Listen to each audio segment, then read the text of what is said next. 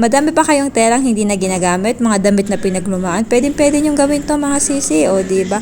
Kung kayo ay merong karayom, sinulid at garter, so pwede kayong gumawa ng ponytail mga sisi love. Pwede nyo rin siyang tahiin kung wala kayong makina gamit ang inyong mga kamay. So napaka-easy lang niyang gawin mga sisi love.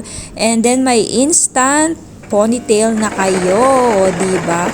Hindi na sayang ang oras kakamarites. Pwede nyo itong gawin habang may kamaritisan kayo, o diba? Char.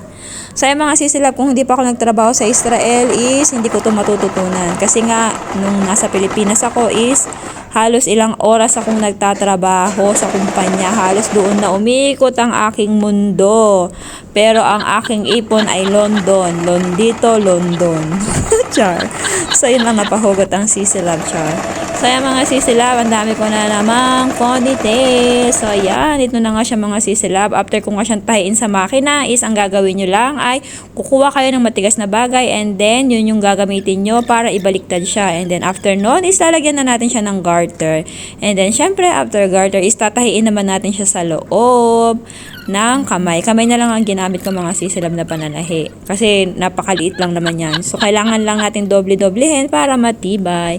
So, after nga niya mga sisilab, ito naman is pagkakabitin na natin yung magkabilang dulo. And then, ang gagamitin nyo dyan mga sisilab is ipapasok nyo yung karayom sa pinakadulo and then ipapasok nyo paloob para paloob yung tahi niya. Ano siya mga sisilab? Tahi na natin na, ayan diba? Paloob siya. Hindi siya halata. Paloob. Nasa loob yung tahi. Ayan, so ito na yung aking mga bagong natahe mga sisilab. Ang dami ko na naman pandagdag sa box. So sobrang dami ko nang natahing ipit.